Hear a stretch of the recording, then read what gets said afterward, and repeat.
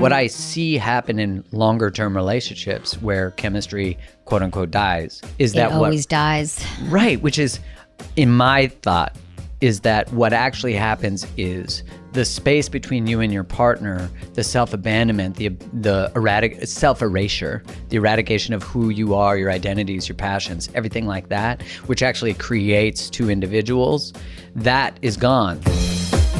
You're listening to Sex with Emily. I'm Dr. Emily, and I'm here to help you prioritize your pleasure and liberate the conversation around sex. My guest today, Mark Groves, is a man who has done the work on himself to give accessible advice to others. He's a human connection specialist. In other words, an emotional translator. In today's episode, Mark talks about his book, Liberated Love, Release Codependent Patterns and Create the Love You Desire, that he co-wrote with his wife. We get into how a fateful moment, one Thanksgiving, led to many twists and turns in his life, how to break free from codependent relationships, and why we should all be using the word boner again. I think you're really going to love today's episode. Look, magnesium is something most of us lack. And if you're taking the drugstore variant, you're still not getting the full picture. And industrial farming, chronic stress, and everyday aging all make it worse. Here's the real deal. Magnesium isn't just one thing. There are multiple forms, and each one helps your body in a different way.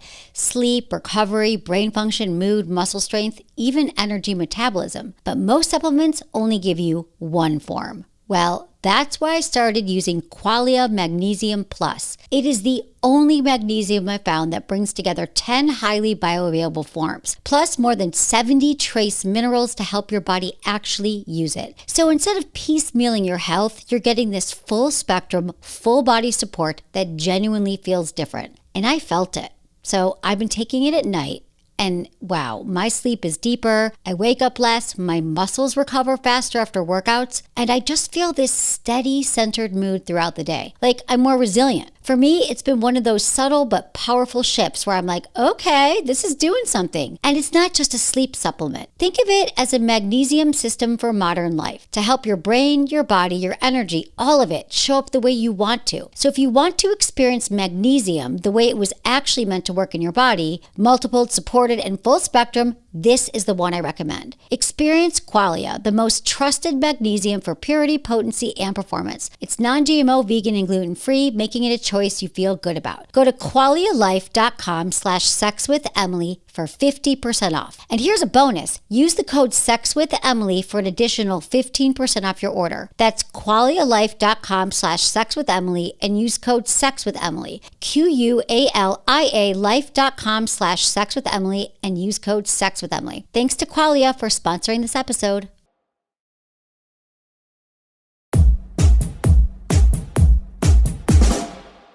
Today, I get to speak to a guest who I admire so much. Mark Groves is the definition of a person who talks the talk and walks the walk. He's a human connection specialist, aka emotional translator. He helps people become their most authentic, loving selves in a fun and relatable way through his writing, speaking, and coaching, as well as his podcast, books, and courses. Mark is the founder of Create the Love and author of the book Liberated Love, about how to release codependent patterns, which he wrote with his wife, Kylie. He's made it his mission to help people through sharing his own personal struggles. He has a no-nonsense way of giving relationship advice with a little bit of tough love and a whole lot of knowledge. But he wasn't always on this path, and what I really love about him is his ability to own his own shit and guide the rest of us to do the same. His advice has certainly inspired me to reflect on my own relationships, and I know it's going to resonate with you too. Welcome, Mark. Oh my God, I'm so excited to be here. I'm so excited to have you here. That set a high standard. I better get my poop in a group here. Well, you do. I mean, honestly, I just remember watching you through the pandemic and you really just watching your videos and your messaging, and it just so resonated with so many people. When were you like, oh yeah, people are getting this? Like when you started getting that reaction from the audience, your listeners, your fans?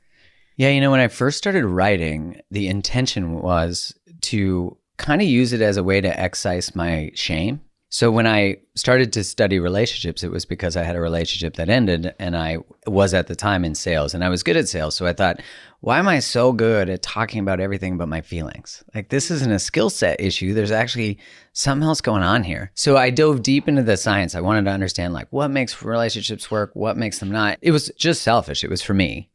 And I started to realize, like, no one taught me any of this. Like, why was I taught the Pythagorean theorem, but not how to resolve conflict or not use gaslighting or whatever it was that I was actually an excellent gaslighter. I would learn something and then I would write about some of the most shameful, painful moments of my life and translating it into wisdom, or what was my experience of for me was wisdom. Also, it was just like vulnerable, courageous shares. Like I wrote an article called Why You Really Can't Get Hard, which like what dude writes an article about the time he tried to have a one-night stand and he couldn't get a boner for the first time in his life. And I was so terrified hitting publish on that.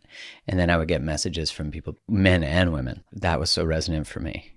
It's brave. I mean, I think you really are this example to so many men, which is what I love, that you show what vulnerability is. You're not just saying you should be vulnerable. And I think a lot of us don't even understand what it means to be vulnerable, to be emotionally available, which I love is like your story is that you actually were that guy, like your 20s, your 30s, right? You were kind of that guy that something's wrong here. I was the guy I do videos about now. Like, he's unavailable? Let me tell you some things. You're not doing him any favors by chasing him. Like it's like no nonsense, no BS. You're just kind of like, this is how you do it. But what I like too is that you do speak to all genders, right? It's not just like men and women. What do you think it is that men need to hear today? Man, that's an answer every woman has been trying to figure out. Mm-hmm. Really? Well, you know, when you with think love, about, though, not with nagging them, but like, what do they? Right, how can we help our men? Like, how do I invite someone to meet me Yeah. in a level of commitment, a level of communication? And I think it's so layered. I think the first part is that when we invite men to that, the conversation about masculinity is that masculinity is toxic. But that's not masculinity that's toxic. It's unintegrated pain. It's trauma. It's that men are not socialized to be connected to their emotions. When a man is, let's say, in a relationship with a woman and the woman is saying, I just can't feel you. We look at the research and baby boys and baby girls are treated differently from the moment of inception, unconsciously. You know, we do that. And so it's just like, I notice I have a son now. He's 11 months old. And I notice with him, I'm like, you're good. You know, and my wife is very different with him, you know, where she's like, it's okay. And I'm like, it's okay. But there's like, he can handle a little. But if I had a little girl, I think I would be a little different. I'd probably be more like her. Right. So I see that is within me too. I think what men need to be invited to meet their partners in that space, but also giving grace for the fact that if they're going to step into being emotionally vulnerable and open and actually become emotionally fluent outside of like leadership, sales, although those are translational skills, they have to rebel against the definition of masculinity. In the moment that you start to connect emotionally and see the value in your sensitivity, you have to, at the exact same moment, rebel against everything you've been taught. So your identity and where you think your value lives has to die in order to be connective to your partner, which I also think the paradox of that, and you look at like Brene Brown's research, it's like the moment a man is emotional or vulnerable or cries, he's seen as weak. So by his partner. So it's like, we want emotional men, but do we? We know that if a man is crying on a battlefield, that's not a dude you want beside you. That's why it's so tricky. Maybe it would be helpful if you shared your story a little bit, your journey, because when I say like you were that guy, like, could you just give us the kind of the cliff notes? Like if I'm sitting here with Mark at 20 and now Mark 45, a lot of us could see ourselves, even myself. I used to blame guys for being emotionally unavailable. Then I realized that I was emotionally unavailable. That was part of my work. But so it's really all genders. It's equal opportunity. But walk us through it real quick. Well, at 20, I would have had puka shell necklace on and some frosted tips. Maybe a quick silver t-shirt. Like sun in or something? Oh, no, like pull through the little helmet. Okay. Oh, okay. You know, the little hooks. If that makes a comeback along with 90s style, I'm all in. So in my teens, I really loved All Out. You know, my brother nicknamed me Sensitor when I was a kid because I was sensitive. So I guess if I was a dinosaur, I'd have been a sensitive dinosaur, which probably means a dead dinosaur. Yeah. And so I was very sensitive. And when I entered my first relationship in like my biggest one in high school, I just loved All Out. Like I would say I didn't have boundaries around where I directed it. But at the time I would have identified as being, I just love, you know? And I would have said that relationships came easy to me. That's what I desired. I was a serial monogamist, and my first and second relationship ended with infidelity on the other side. And it was in the second relationship that it ended. When you hear the story, for you listening or watching, you're going to be like, oh God, yeah. my girlfriend in university, she went away on a scholarship for sports to the States. I'm from Canada. And when she went away, we were I think we were together about like 15 months or 16 months. And we agreed that, here she is going on this like amazing adventure. What an opportunity. And I'm like really in love. And, I think that she was too. And we agreed that we could see other people. We would just tell each other about it. That probably doesn't go well. She comes back and visits at Canadian Thanksgiving. And she comes back, and one of her best friends had already gone too. They bring their friend. And their friend, he just happens to be built like Adonis. Also the running back of the football team. So this is great. And I'm sitting at Thanksgiving dinner. And I think she was like sitting to my right. He was sitting across from me. And her parents were sitting to my left. And I remember all of a sudden all the pieces coming together, like, there's something going on here. And if I had boundaries, or if it was like medieval times, I probably would have thrown the table up, taken a sword out, defended my honor. I did not do that. I ate my mashed potatoes and didn't say anything. And my memory of that night was saying goodbye to her at the bottom of the stairs of her house and saying, "Is this how you tell me?" And she was like, "Yeah." And I left that house different than entering that house. What I made that experience mean was that when I love people, they betray me. I can't trust myself. I'd spent my time until that moment, which was about 19, really believing in love. And, while not all my friends, but some men that I hung out with, I played sports, you're in your locker room, you're not talking about like, oh man, I just like, my girlfriend and I are at 2 years and we just like really figured out how to go deeper in intimacy. People are talking about blowjobs. Of course. And whatever. Did you get laid? Did you not get laid? Right. No one's like, oh, we had really tantric sex last night. We did the wheelbarrow. Like no one's talking about that unless it was a one-night stand wheelbarrow. Right. So I don't recommend that. Yeah, it's not on great. a one-night stand. You don't know how you know what their balance is like at that point. Yeah, you don't have enough information to be doing acrobatic shit. So the article that I wrote about why you really can't get hard, that is relevant to this, because never break up right before Halloween. I think that's a bad strategy because Halloween is like when really everyone kind of, sexes it up a little bit. So I went out for a Halloween party, and when I'd never had a one-night stand, I'd never kissed anyone I didn't like. Like I didn't know that world, but now in my unconscious mind, I'm like, love leads to pain. So I'm going to try this other side of things. And also I don't know that, and I'm sure you have a lot of thoughts on this, but like unconsciously, I'm also thinking if I can control intimacy, not only am I still maintaining desire and experiencing arousal, but I can control the depth of intimacy. And I could still have value in my peers. They won't see how much in pain I am. So I take a girl home to my parents' house, which one night stand 101, not parents' house. No. Like, what a horrible idea. Right. Clearly, I'm so bad at this. So she's dressed like the devil, which is not lost upon me. And I'm talking all this shit about all the things that are going to happen. Right. And, I go to all systems are check, and then I can't get an erection. Right. The worst. It was the worst because I had no Never happened before. data. Yeah. I didn't know that your values are connected to your ability to your penis. Right. It can be. Your and anxiety it's more outside for a man, so it's like more obvious. That's why we can fake it so well, but men can't. Right. Like there's lube to violate your boundaries, but for me there was not, I needed a shoehorn or something. It was like putting a marshmallow in a piggy bank. And that actually began that journey of sort of more of that. I mean, now that term would be more like becoming a fuckboy, but it was really, I was just in pain. And I actually probably spent 2 years in that. And then just trying to figure it out. And I realized that if I drank enough, I could diminish my sensitivity to my own value system. And I then met the woman that I eventually had the breakup that woke me up to relationships and wanting to understand things.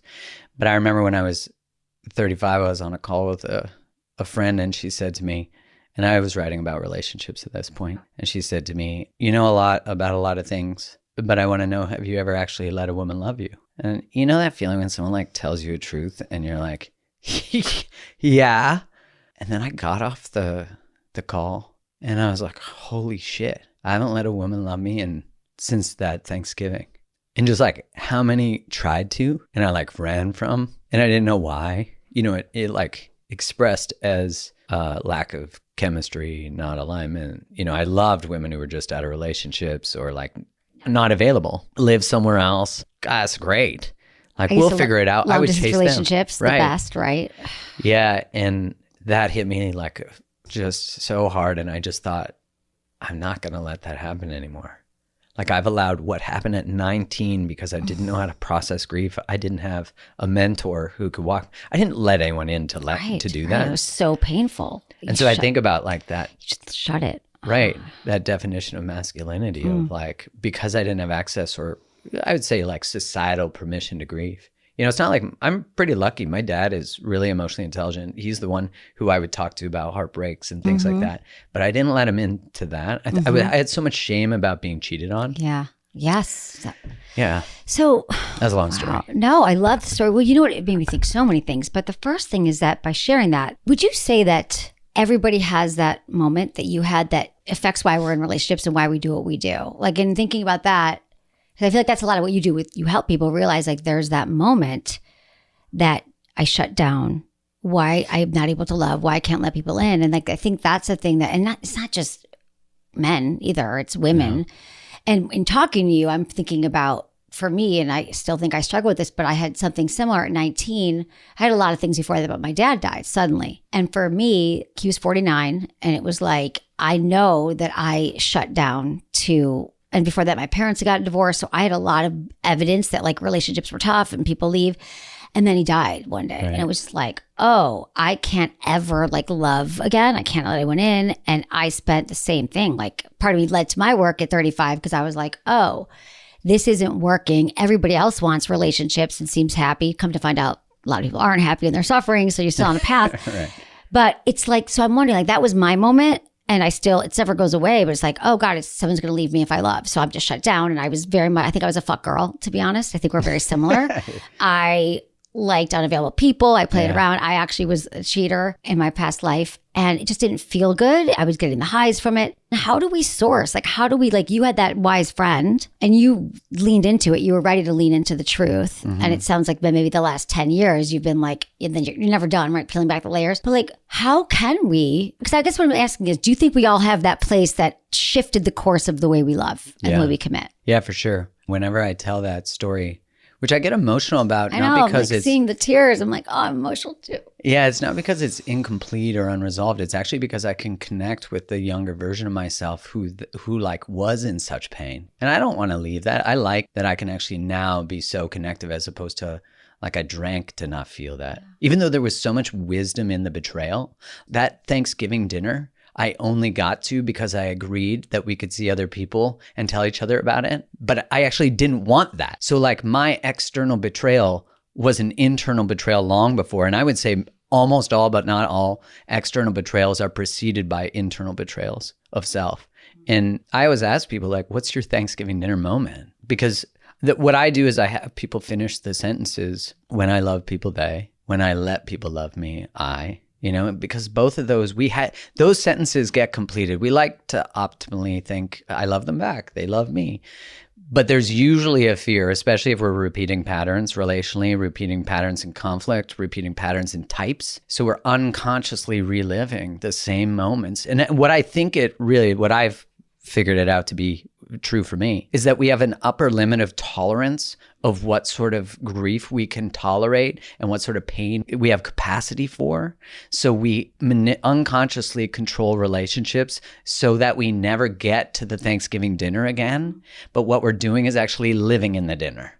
We build these strategies, whether it's unconsciously who we choose or our high standards, quote unquote, that make it so we are never going to get there again. What we don't realize is in the brilliance of the moment is actually the skill set to go past it. I firmly believe that your capacity to love someone is always mirrored by your capacity to lose them. Because when you love someone, you are in the moment signing up for the loss of them. So if a breakup means you lose yourself, then you're not ever going to fully open to someone because you're going to always be protecting from the losing of self. And I'm saying if you lost yourself because someone left, then that actually is the greatest gift because you realize yourself doesn't live in their staying or going. It lives in you already. And so that, I think is that truly at the core of codependency too, is this like, if you're okay, I'm okay. If I'm enough, you're going to need me. I'm going to need you. So let's talk about codependency for a minute. How would you define? I feel like this is what I love about you. Like you really can kind of get people to understand some of these like headier things or things that are just like hard to get into, hard to understand if we're in it or not.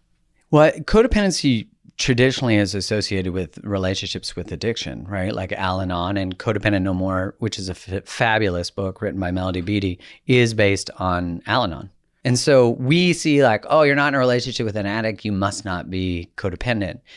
How my wife and I really look at it, because we wrote the book together and we were living out the healing of those patterns, and we tell our story in the book, and also because we were together 5 years, broke up for a bit, we call that the sacred pause, and then got back together, we call that relationship 2.0, is that you're sourcing your safety, security, your needs at the cost of yourself, like at the cost of yourself. So there's an abandonment of self in order to maintain connection. You know, and I love my friend Terry Cole talks about it as like you're overtly invested in the outcomes of others. Every step of the way you're saying that we just abandon ourselves because we want to be a pleaser or we want to be loved so badly that we are not able to advocate for ourselves. So we become, I guess, complacent. We become whoever we need to be in order to maintain connection. You know, you think about at the root of, like my wife and I's pattern was my baseline wound. Yeah, what did it look like in those 5 years before you,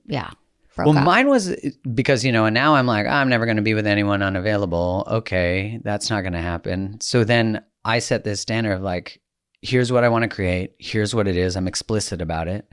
And my wound at the base of how I related was no one chooses me.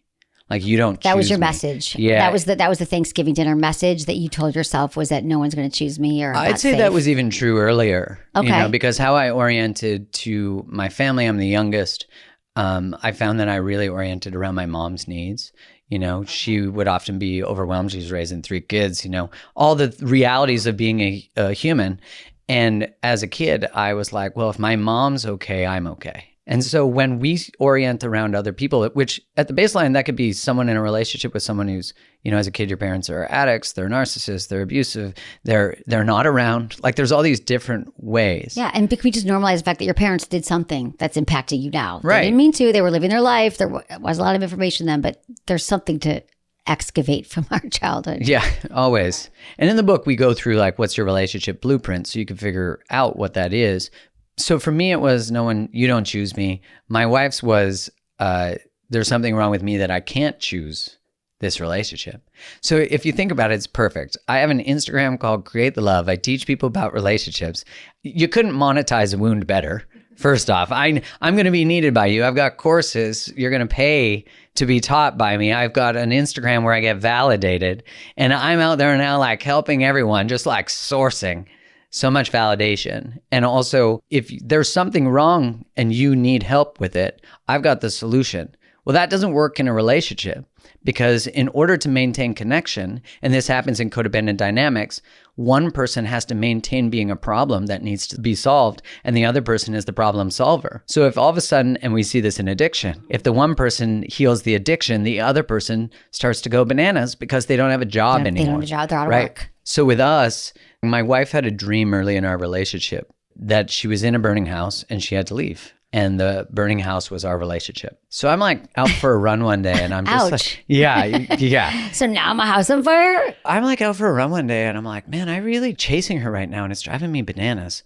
So I'm like, hey, I'm just sensing that when I like get you, you distance, and then I pursue and then you distance. And I'm like, I don't want to do that. And so like, can we talk about that? And she's like, frick, I had this dream and it's terrifying me. I don't want to leave, but I had like, it was so visceral. So we talk about it and she's like, I'm going to see somebody about it. So this is like a year in.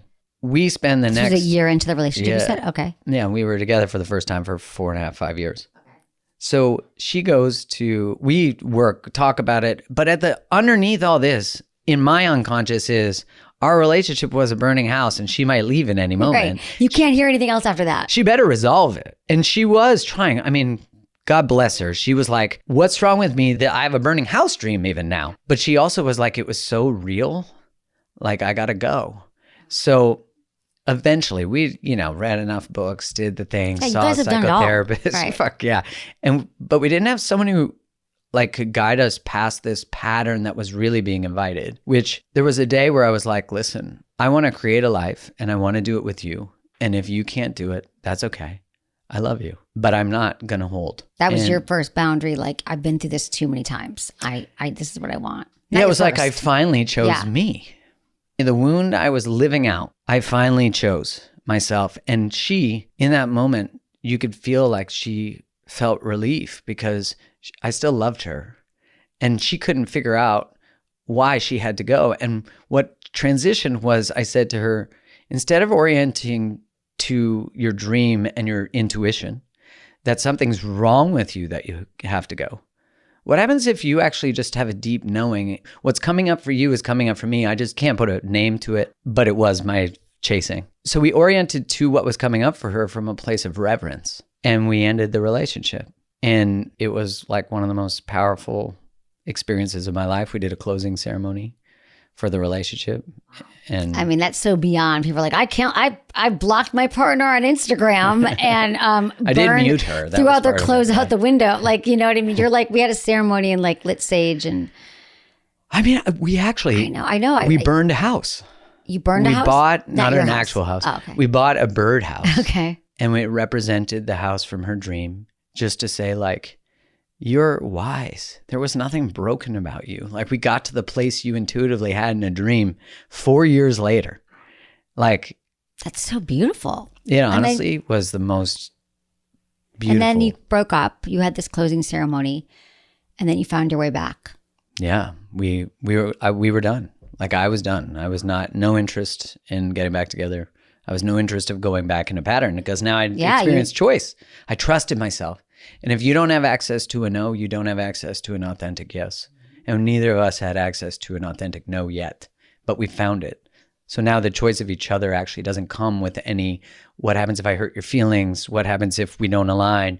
None of that now. It's like we have a dedication to truth. Liberated love is a dedication to truth. And it's also having positive regard for your partner, but also their own path, their own journey, which I never thought I'd be able to live, After the breakup, you mean? Or I just never thought, like, if you had asked 20-year-old puka shell frosted tips, Mark, right, well, could you be with someone and acknowledge the truth that at some point your paths might depart, which is true the for death everybody. Everybody. Some of your partner could, die, meet someone else. Like, there's always the they can leave you in any moment when you love deeply. Yep. Which makes you have to acknowledge the deep truth, that if they can go, that means they're choosing to not go, which means there's value in their choice, which means what a beautiful thing to give to somebody. You could gift it to so many people and they gift it to you. Well, I better be pretty good to keep that. You know what I mean? Wow. I mean, there's so much there, Mark. I'm going back to two things now because like this is such a great example, like your wisdom. But I want to go back to one thing. Is there a pattern around this emotionally? All the couples who've reached out to you, what does that look like? How does it show up? And then how do we know if we should stay or go? Big question. Oh, that's a big question. Well, the first part of like, how do you know stuff is showing up? If you're even thinking about looking it up, it's showing up. That's pretty easy. The second one is if you have just repeated relational outcomes, who you're attracting, like, it's so interesting to me that someone will unconsciously relate to people who are married or in relationship and be like, I just keep meeting married men or women. And I'm like, no, there's actually something much deeper in there. And your soul's evolution inviting you to heal something isn't just doing this by accident. Like, your Tinder doesn't have a virus in it. Your Tinder, it's not happening to us. Right. You have something that you call a green flag that other people call a red flag. And that's okay, but let's just get to the root of it. So I'd say like repeated outcomes in relationship, fighting with your partner about the same things over and over again, feeling like you're at an upper limit in your relationship, like maybe you're disconnected, maybe you're not having sex, maybe you feel like resentment towards them, contempt, any forms of tolerating any abuse. Attraction to unavailability is a pretty, dating projects. Dating people Fixer-uppers. Yes, dating projects where you notice that you're overly invested in your own appearance of, I'm a good person, I'm the better person, I just take care of people, I love all out. That's a favorite of codependent people. Like, I just love all out. Other people don't seem to be able to meet me with the giant capacity that I have for love, which I would have said when I was 17 or 18. to then get to the question of like, how do I know if I should stay or go? Which is such a powerful entry to inquiry, because if you're asking that, at least you're no longer in an autonomous process in relationship. Like you're no longer on autopilot. You're like, oh, I'm questioning. Should you say, yeah. And we usually get there because we are disconnected from ourselves, and a lot, in the research, we talk about things like the honeymoon phase, which then leads to what they call more companionate love, where, the term I like, which is like the fall from grace, like your partner that you revere and is just amazing, all of a sudden becomes a human who farts and doesn't always dress up, like all the different things, and the humanization of them. But what I see happen in longer term relationships where chemistry, quote unquote, dies is that it always dies. Right. Which is, in my thought, is that what actually happens is the space between you and your partner, the self-abandonment, the self-erasure, the eradication of who you are, your identities, your passions, everything like that, which actually creates two individuals, that is gone. So what happens is you actually unconsciously blame your partner and the relationship for you not prioritizing and caring and being in your dreams and prioritizing yourself. So you don't want to bang somebody that you blame for you giving up on yourself, not seeing your friends anymore. Once I got this message from this woman where she said, my partner and I have the best relationship. We have amazing communication. Everything is unreal, but our chemistry is just not there. And I was like, has it ever been there? And she was like, yeah, we used to have amazing chemistry. So that right away tells me that there's something deeper going on. And I said, do you ever not tell him the truth? She was like, no, our communication's dialed. Like we're honest with each other. We have great conflict navigation. And I said, okay, what about when you have sex? And she was like, what do you mean? I was like, all right, so let's say he's going down on you and he's just not doing what's working. Do you tell him? And she was like, well, no. I was like, so this fucking guy is down there, his jaw's falling asleep, his tongue's now licking his own eye. He's trying every move to trying to get free lives on a Nintendo. And you're not telling him. Why? And she said, because, I don't want to hurt his feelings. And I said, that's it. That's the part where you're not being truthful. Yeah, that's the codependency. Talk about sex. Yeah. Well, how does it show up in our sex life then? Where do you see it, the codependency showing up? It's not sharing our authentic truth because we're so afraid of sharing what we need, and what we want. Think about how, this, it's like you're not even able to fully be authentic in your self-expression for what you actually need explicitly to achieve whatever you want to achieve, which that gets in the way of connection. So it's a micro version, because if it's happening there, I guarantee it's happening elsewhere. Like when someone says we no longer have sex, it's like, that's like a magnifying glass to other things. Yeah. And some people still have sex and that's the only place they actually experience emotional safety. And but that's rare. Right. That's definitely rare. But okay, so that's interesting. Because I would say the majority of couples that I see are going to go through that period. The death of the honeymoon phase. Right. And this whole how did I get here? Who was this person in front of me? And I'm seeing all this reality that's canceling out this chemistry, which we all know is just the crazy chemistry in our brain, the feel-good hormones that are allowing us to connect to someone, and that any drug that goes up, it's going to come down, and we don't have sex anymore. So yeah, I could definitely see that. That's almost a great way of pinpointing that you're actually being codependent by not sharing, because I'm always trying to get people to talk about their sex life. It's so complex and so heady, and we're so afraid that either it's something's wrong with us or our partner's going to feel bad, so we just don't talk to them about it. That is a great place to get people to start and be like, what is wrong? Well, if you want to heal... And it's everywhere in our relationship. It does show. How you do one thing is how you do everything. Exactly. And it's like, if you want to experience... what we call liberated love is interdependency. It's like, can you lay at the altar of your relationship the truth? Like my wife and I have a dedication to truth above everything.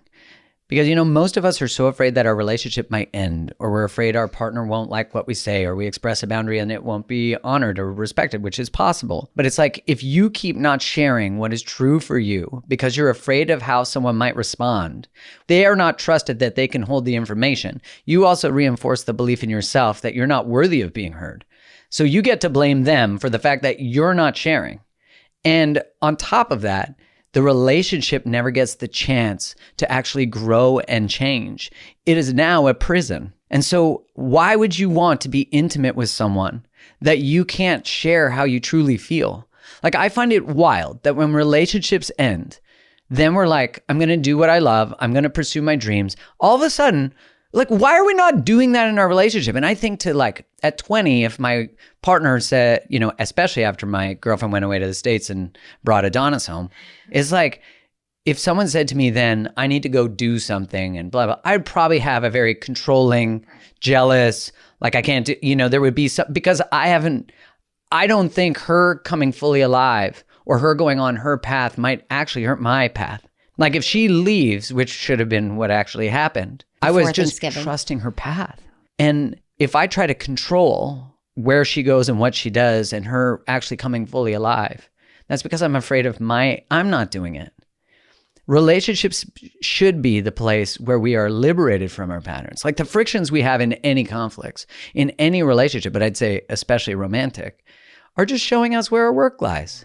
But what is so interesting about everything that you're saying is that it's such a crutch for us to be the victim, blame someone else for our problems. It's something they did, but really your reframe is that it's truly an opportunity for growth, and it's a direct roadmap to where we have to do our work. And in fact, I remember a therapist said this once, like you unconsciously choose the partner that's showing you where you need to do the work and where you need to grow. Would you say the majority of the couples who are together, if they are both willing to do the work and look at themselves, that they could make it work if they commit to the process? Like I think at the baseline, if you look at like Stan Tatkin's work, he talks about how the reason relationships fail is they fail to make clear agreements at the beginning. A lot of us get married not even knowing what we're doing. We're like 20 and you're like, oh, I'm Christian. I might as well get married so I can bang. There's all these different reasons. I'm 25. I've been in this relationship forever. You know, we all enter relationship as a different person. We have different desires. That's going to change as you grow. I meet so many people in their 40s, 50s, 60s who are like,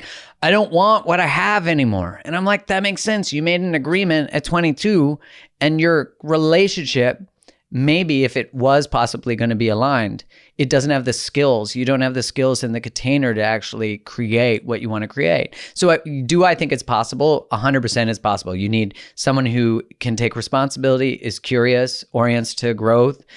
I think if you have those as the baseline, like when Kylie and I broke up, I wasn't concerned about finding someone. All I need is someone who wants to grow, has humility, and is ready to change.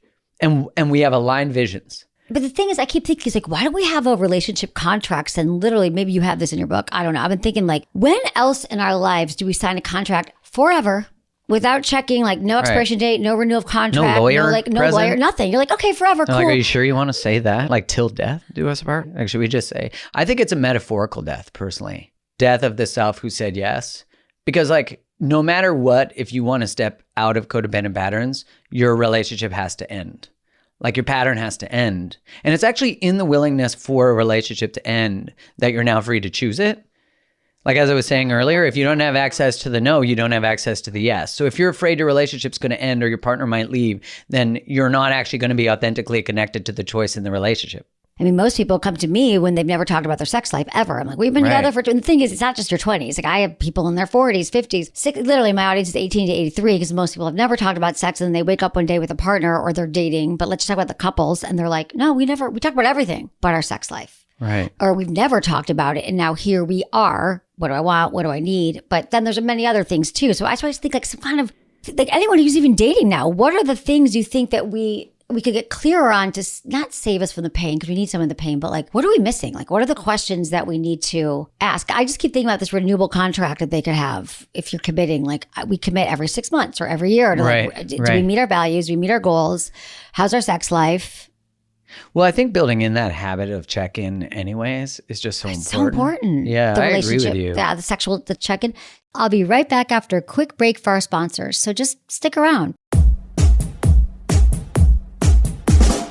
I want to talk about something we don't usually think about when it comes to feeling good in our bodies or in the bedroom, at the gym, or just getting through the day. And that's cellular energy.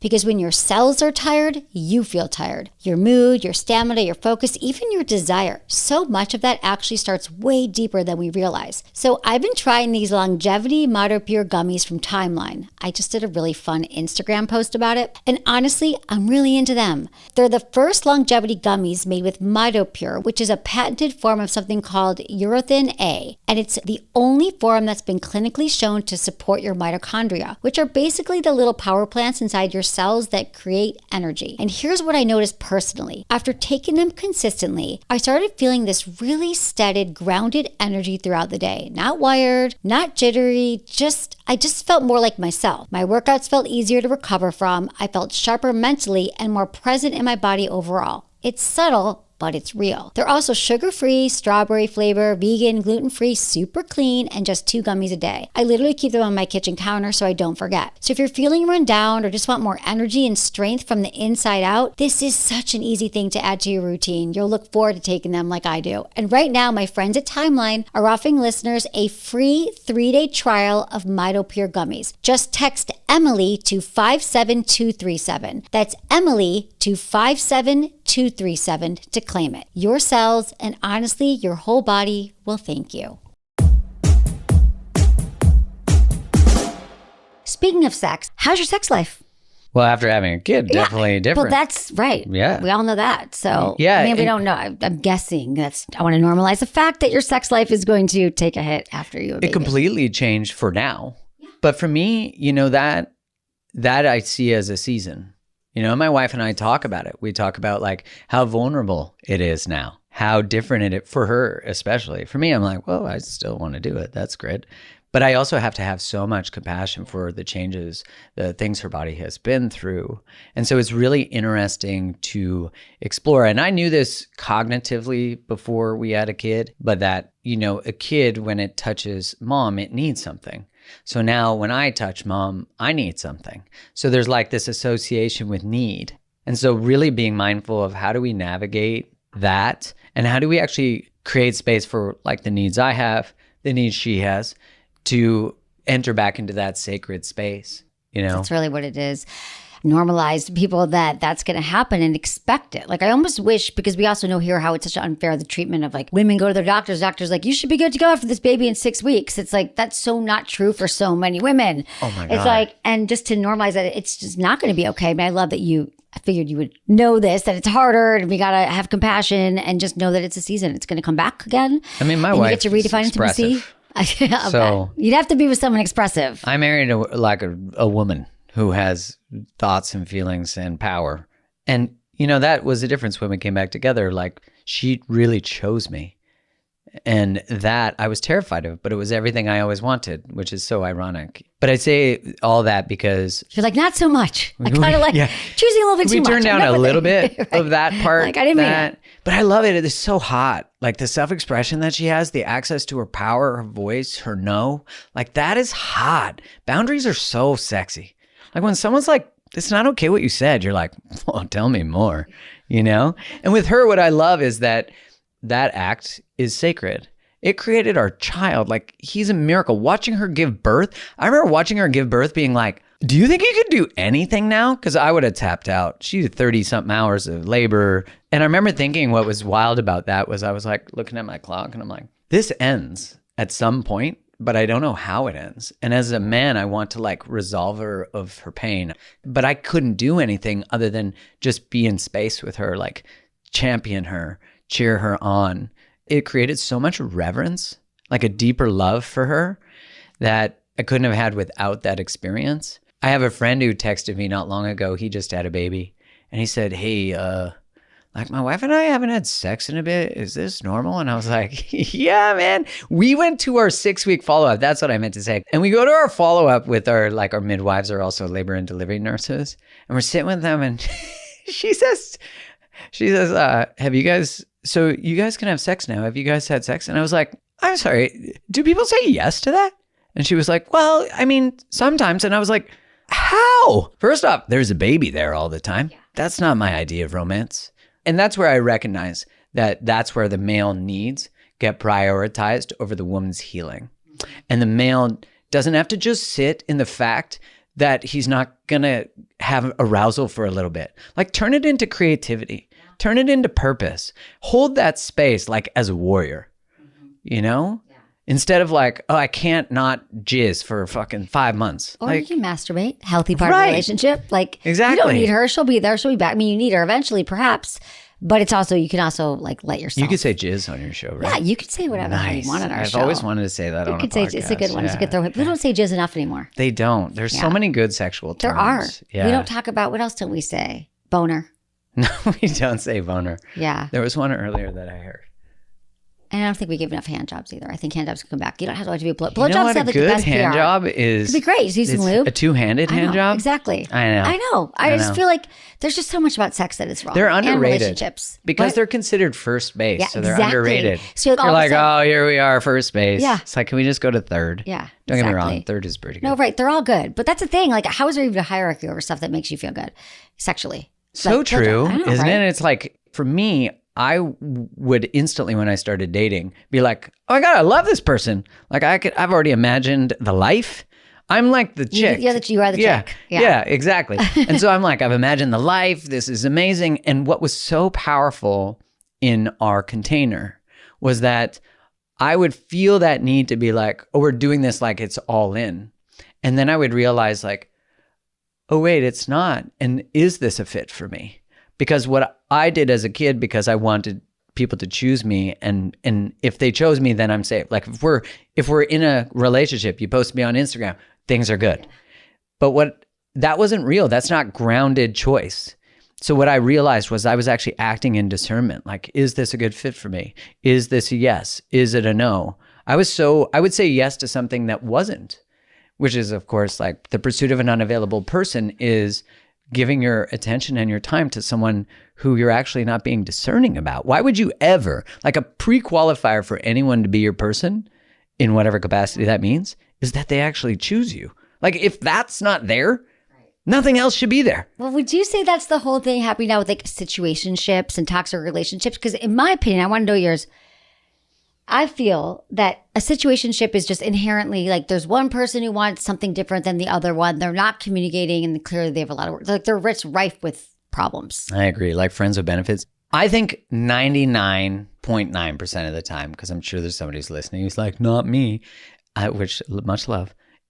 There is one person who is minimizing what they desire to match the other person's desire. And you know what? That's self-abandonment. That's like what that says. That's codependent because it's saying what I actually desire, I'm not going to be able to get. I'm not worthy of. So I have to actually hide my desires in friendships, in friends with benefits, in situationships in order to kind of get my need met.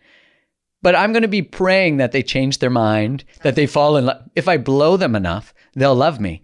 No, I guarantee that guy is like, I found this chick who just loves giving me head and she doesn't want anything.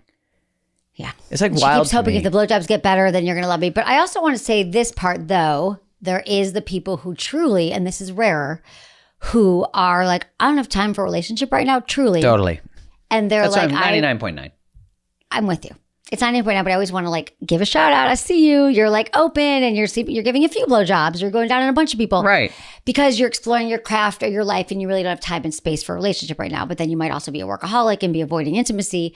But you might genuinely be in a place. That's how it's expressing. That's how it's expressing. So I have so many like ways I go with this because I actually do know people who are happily, seemingly so at this stage in their life, open, like married and open. Yeah. So especially I guess I think I like friends with benefits better than situationships because situationships feel more toxic and unhealthy because people are like coming at you. I have like a situationship sounds like we've got I can't really define it, but friends with benefits is such like, okay, if you really are, I mean, they're pretty much the same thing, but there are healthy expressions We're just like of throwing it. another. But most people I are think not. like a couple people going through a breakup that are like, I want intimacy and connection. I trust you. We treat each other with reverence and respect.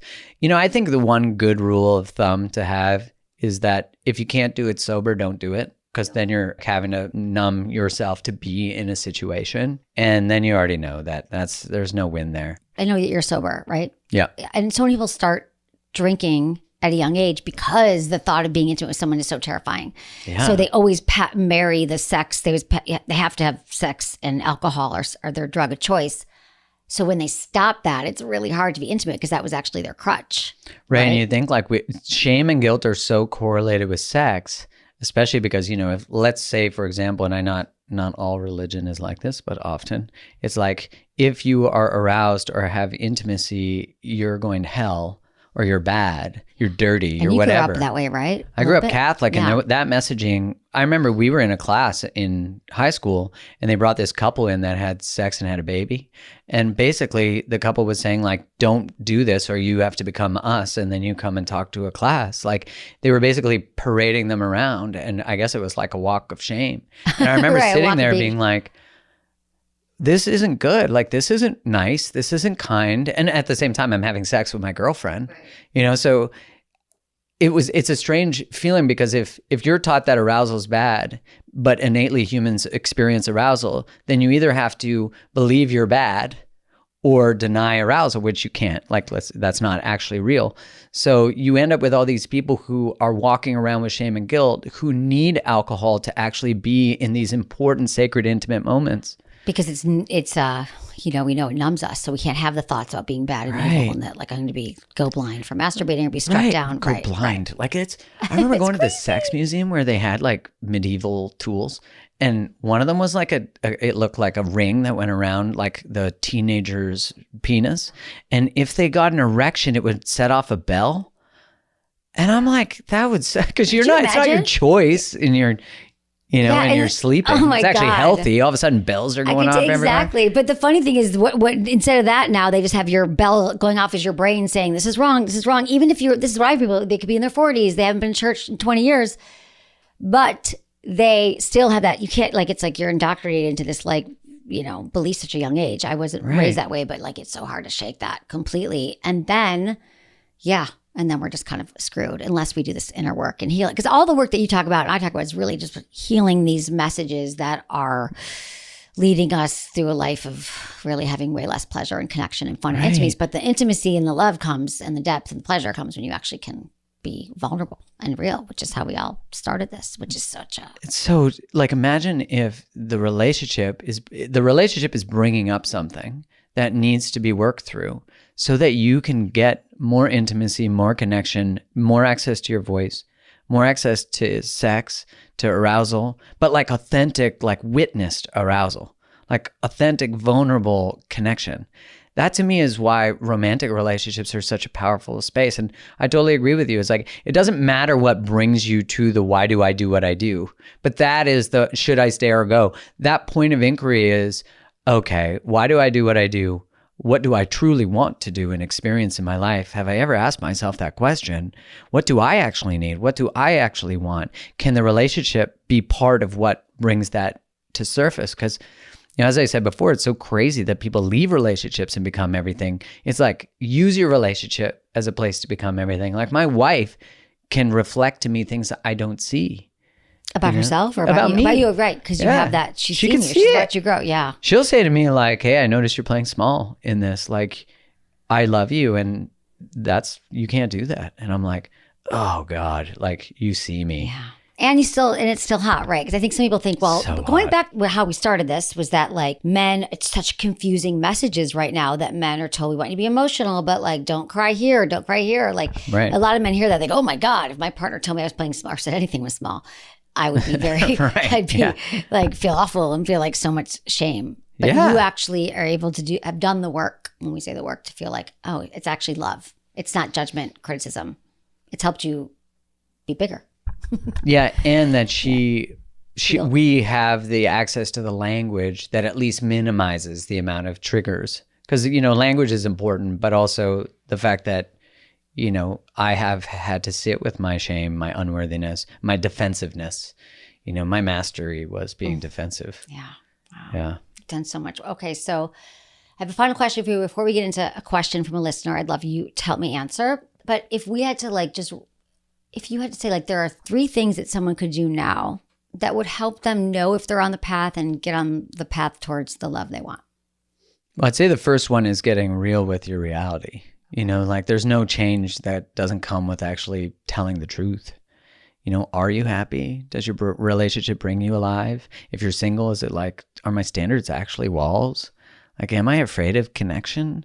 What do I do to avoid connection? What are the strategies I have in conflict? What's my side of the street?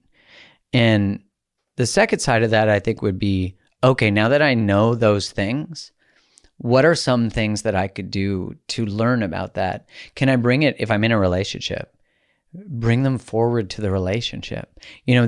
What I said about my wife and I that was a radical transformation is that we saw that if something's coming up for one person, it's coming up for the other. It's like playing leapfrog. One person's awareness, or let's say if you believe in God, the universe, whatever you call it, there's a ping coming to one person. And although the other person might not understand it yet, it is treating the other person with reverence when you say, there's wisdom in what's coming up for you. If we could walk shoulder to shoulder looking at that thing, you have two people who can actually problem solve and actually say, like, you trusted me with this. I think the third part is like, actually get clear on what you're committed to. Some of us are in relationships that we actually have no interest in being in, but that doesn't serve anybody, It doesn't. Good for all relationships. Like if you don't love your job or you have a problem with your friendships, it's just really goes back to ourselves. What's going on here? Right. And that's also you could see your part. We all have a part in everything. It takes two to tango. It does. And that level of ownership, that self-ownership of I will no longer tolerate mediocrity from myself. It doesn't even have to start with other people, but that could be where it begins because you had a crappy person you were dating, or the partner you're in a relationship with isn't interested in growth and actually doesn't listen to any feedback you have. It could start there, but any of that is really just evidence of your own tolerance for ambivalence, tolerance for mediocrity. Like anyone who really steps into full responsibility for their life will no longer want to be in a relationship with someone who doesn't take responsibility for their life. You can't be a victim and also take responsibility for your life. And that's not negating true experience of victimization, but it's saying you can't change what's happened in your life, but you can change what you do with what's happened. Let's answer this question from Sergio. He's 32 in Thailand. Hi, Sergio in Thailand. What's up, Sergio? Dear Dr. Emily, I've been in a relationship for nearly 2 years now with the woman of my dreams. She's everything I ever wanted in a partner. She's beautiful, talented, ambitious, and caring. She'll do anything for me. There's always this part, but I've been struggling to emotionally disconnect from a couple of women I had flings with prior to meeting my current girlfriend. I haven't had any physical contact with them in 2 years, and I don't believe they were that into me back then, let alone now, and certainly not like my current girlfriend is. Yet, I still think, what if? And even fantasize about them a lot. My girlfriend doesn't suspect any of this, but it's having a detrimental effect on my mental health and on my ability to be 100% present with her. I feel delusional and want to leave the past in the past, but I can't find myself separating from it. Any advice and insight would be much appreciated. I mean, what I hear real quickly here is it's just that, again, after our conversation, it's this is some kind of distraction from him. Going deeper, right? Yeah. There's a line that he used in that I think is an interesting caveat he put in there, which is, I've had no physical contact, which that immediately tells to me that he probably has digital contact in some way.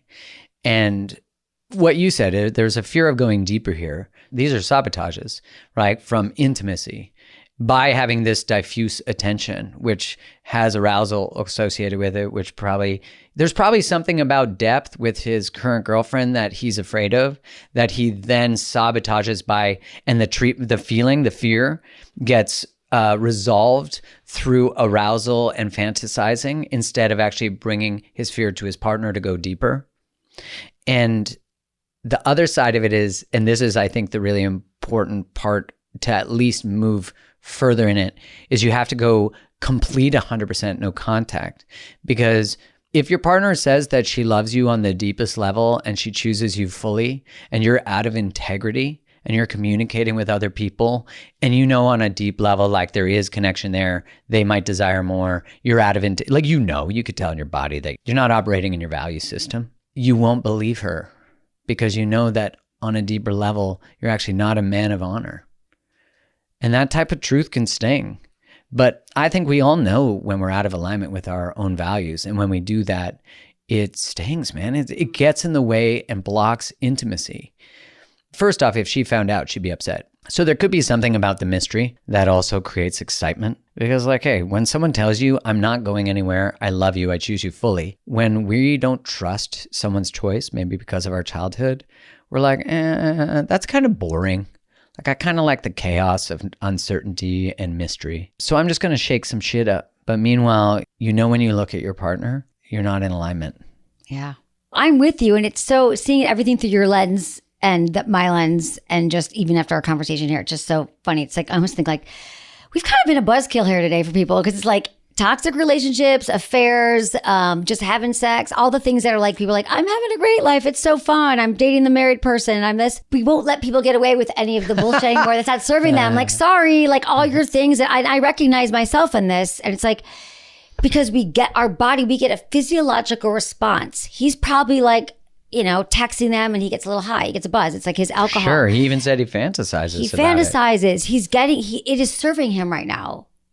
And I feel like almost all of these things, the toxic relationships, the situationships, the flirting, the whatever, is all truly just ways that we're numbing ourselves. And it's almost like, I don't know how, like, we all got some work to do. But I also how do we make this fun? Like, talking about your relationship, it's like there is some like beautiful depth and love that can happen by really being vulnerable. Yeah, I mean, I think the idea, one, if I oriented that I have work to do from a place that means it's evidence that I'm broken, then I'm not going to orient to growth from a positive way. If it feeds self-worth issues, then I'm going to resent work. I'm going to resent the mirrors I get from my relationships. Look, I spent some of my 20s having great sex, random sex. I'm not shaming anyone for their choices. I'm just saying that, hey, maybe some of the things I learned through some high-risk behavior, which I just happen to get away with it, a lot of people don't. A lot of people have massive consequences to choices like that. So my only hope for people is never to elicit shame, but to actually say, like, if you have a deep knowing that you're actually in violation of your own values and your own boundaries and your own morals, which is not a religious construct, but your own personal construct, you're avoiding grief, you're avoiding yourself. I just want you to be free. I want your choices to be the intention behind them, not to be to avoid suffering or to avoid intimacy, but to actually be on an adventure, to be curious. And that's so possible. You can have conscious, connected, loving, open, beautiful sex with someone that you're not in a deep monogamous relationship with. I personally think that the deeper the commitment, the more the growth. And there's a saying that commitment only works if you do it. And I think so many of us have caveats to the things we choose in our life, to our own disciplines. We don't double down and go all in on the things you want to be. Because you look at the most successful people in the world, and I don't mean that as a metric of like money, but like the people we admire the most who seem to have the richest lives, not wealth, but life. They care about their relationships. You look at the 5 regrets of the dying from Bronnie Ware. She's a palliative care nurse. 4 of them are relational and emotional. What are they? They're like, I wish I wouldn't have worked so hard as the one, but I wish I had let myself be happier. I wish I had told people how I truly felt. They're like all aligned with something like that. Why I bring that up is because when you get to the end of your life, which could be tomorrow, like buzzkill, it's like when you get there, will you be proud of how you showed up? Will you have loved all out? And to me, you look at the research from like Harvard on the longest running study on well-being, the greatest predictor of your health at 80 is the quality of your relationships at age 50. And not just romantic, just all your relationships. So like your body, inflammation, physiology, all these are correlated to your capacity to love and be loved and create trusting, safe relationships. I love it. So wise. So we got to do the work. This is it. I think this is a great step for people after this conversation. How could they not take a little bit look inward, right? I just feel like it just means better sex. Like at the end of the day, it's better sex. That it truly does, because so much of sex is about, like, the best sex we have is when we are when we trust. Right. And when we feel unsafe, it's really hard to have great sex. Truly, the sex that's the fulfilling sex that we're going to remember. But then I'm also thinking about whenever I ask people the most memorable sex they had, this might be another buzzkill. They often say, oh, that time where I didn't think it was going to happen, or I met this stranger on the beach, or I was on vacation. But then I always think, like, that probably was the most memorable, but was it really like the most pleasurable for both of you? Like, I think most people, it probably wasn't the most pleasurable. It was just memorable because it was like, it had the thrill to it, or it had the unknown. But truly, like, the depth of connection and this kind of sex you could have in a safe container and a safe relationship is really, I think, what we all want. Okay, I have to ask you the quickie questions we ask all of our guests. Oh, quickie Real questions. Quickie, ready? Right. Okay, Yep. Quickie. Biggest turn on? Like deep connective intimacy. Biggest turn off? Cigarettes. I don't like the smell of cigarettes. Is that, Yeah, like no, during it's- sex? oh, God, it's the no. worst. What makes good sex? Safety, like trust. Something you would tell your younger self about sex and relationships. Oh, and mystery. I think yeah. sex is important to have mystery. Younger self, to pay attention to the physiological, like that my penis didn't want me to put myself where my heart couldn't be. What's the number one thing you wish everyone knew about sex? I mean, how powerful it is when the conversations can openly happen about it. Like what you facilitate, I think is probably the most important part of it. That's it for today's episode. Thank you so much for listening to Sex with Emily. And if you love the show, please like, subscribe, and leave a review wherever you get your podcasts. And hey, share this with a friend or a partner. It might just spark something. It usually does. You can find me on Instagram, TikTok, YouTube, Facebook, and X. It's all at Sex with Emily. Oh, and I've been told I give really good email. So sign up at sexwithemily.com for free guides and articles and more ways to prioritize your pleasure.